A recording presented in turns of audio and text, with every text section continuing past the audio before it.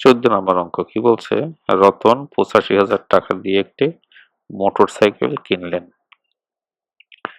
এবার মোটরসাইকেলের রেজিস্ট্রেশন করতে তার 2,500 টাকা, মেরামত করতে 1,200 টাকা খরচ করলো। তো এখন তিনি মোটরসাইকেলটি যদি 98,000 টাকায় বিক্রি করে তাহলে তার কত টাকা লাভ হবে? তো এটা 98,000 টাকা বিক্রি করলে তার লাভ হবে। এখন আমি তাহলে তার খরচের টাকা আগে বের করে নিতে হবে। মানে তিনি কত টাকায় কিনছেন, কত টাকা রেজিস্ট্রেশন করছেন, কত টাকা মেরামত করছেন, এই তিনটা যোগ করলে তার খরচ হবে।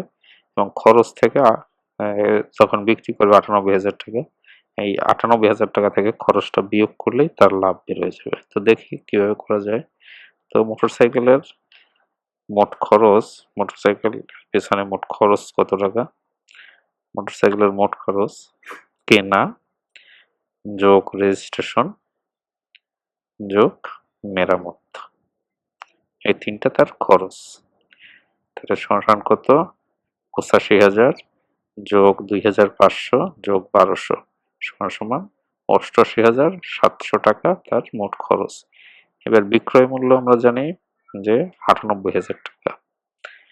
তাহলে তার লাভ হবে, তো 98,000 বিয়োগ 88,700 সমান সমান 9,300 টাকা।